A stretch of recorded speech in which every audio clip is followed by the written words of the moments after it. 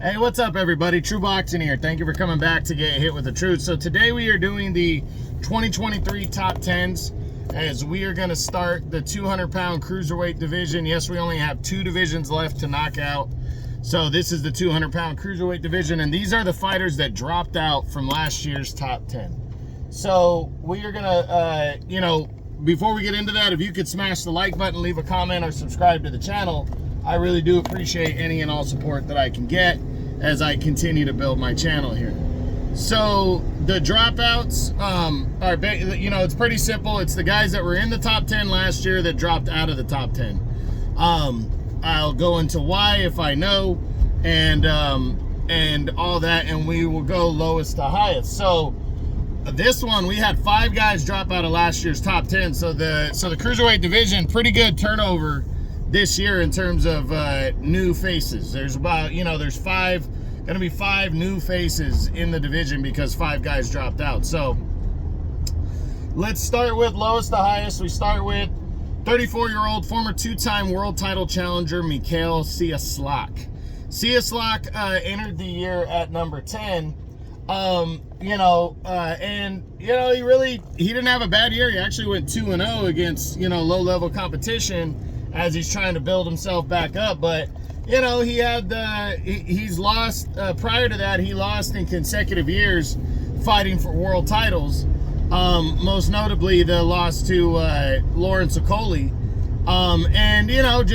Just that's pretty much all he's done. He hasn't really done anything big since losing to Okoli. I just felt like he was kind of on that border. He definitely has a chance to bust back in. We'll talk about him in the On the Bubble video. But Cieslak's still there. He's still banging at 34. I felt other guys had done more to move into the top 10, and Cieslak just missed.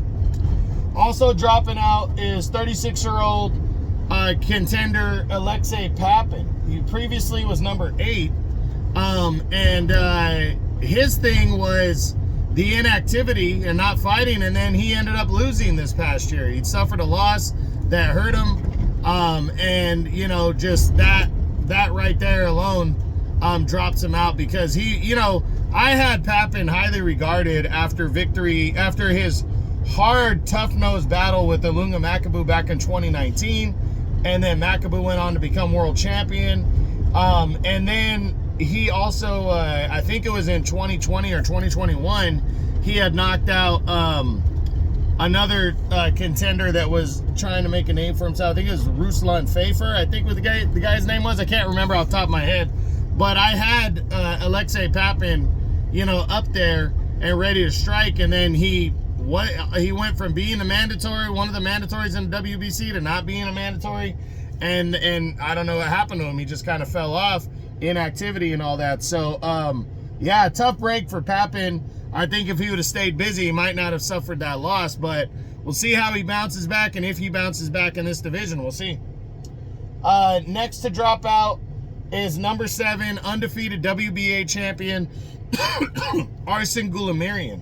Goulamirian, 36 years old, dropped out for inactivity. I mean, the guy returned from an almost 3-year layoff in 2022 and got a nice decision victory in a mandatory fight against Alexei Igorgov, and there was hopes of unification. There was talks of him and Richard Riakporhe, and just nothing happened. I mean, he didn't end up fighting at all. Then he was ordered to fight Junior Dorticos, the former 2-time champ, and that fell through as well. But good news. It looks like he has his first defense, or his next defense, against the tough former super middleweight champion Gilberto Ramirez. Gilberto Ramirez made his debut at cruiserweight in 2022 or 2023 and was successful and got moved straight to the front of the line. Now the WBA has came out just the other day and said that Goulamirian and Ramirez are going to be fighting in March. They said Golden Boy has a date locked up. Looks like it could be March 16th. So hopefully we hear something very soon. I personally think Ramirez is going to beat Goulamirian simply because we can't seem to grasp how good Goulamirian is because he doesn't ever fight. You know, I mean, the guy has literally fought 2 times since 2019. That's including the fight in 2019. So he had that fight, and that was since Alexander Usyk gave up all the cruiserweight titles, which was in 2019. Goulamirian was upgraded to champion, and Goulamirian has only fought 2 times. You know, and that's 2 times in a matter of over 4 years now. That's sad. So this guy, inactivity has killed him, and we're really going to see how good he is when he takes on Gilberto Ramirez. He beats Gilberto Ramirez, the dude could shoot up to around the top 5. If he fights tough against Gilberto Ramirez, he could still lock down a top 10 spot even if he loses. But that's what we're going to see, is how good he really is. So that's him. Next to drop out is former world title challenger Tabiso Mashunu, who previously was number 5, and he dropped out due to inactivity as well. He didn't fight at all after a very strong performance in a fight that a lot of people thought he won in his rematch with Ilunga Makabu in January of 2022. He didn't fight at all. He hasn't fought since. It's been pretty much almost 2 years since we've seen Tabiso Mashunu fight, and you know, it's just a shame because he is a solid fighter, and it's a shame that we haven't seen him in the ring defending or going for a title, because he's still highly ranked, you know, in the WBC.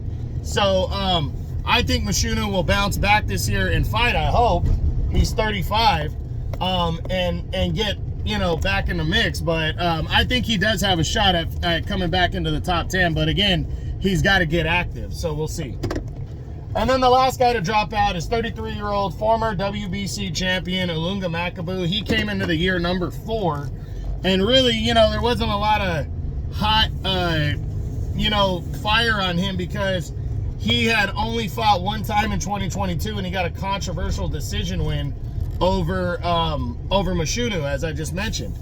But he went in and would take on Badu Jack, you know, and I just thought he'd be too big for Badu Jack. And Badu Jack, I mean, filled out the weight. The guy comes in great shape, and he broke down Makabu, dominated him, and then stopped him in the 12th round to take the WBC title. Then somehow, after a dominating loss, after Jack vacated the title in November, he was granted the opportunity to fight for the vacant WBC belt against mandatory Noel Gavor, and Gavor dominated him and stopped him in only, I think it was 3 rounds. And 2 knockout losses for Makabu in 2023.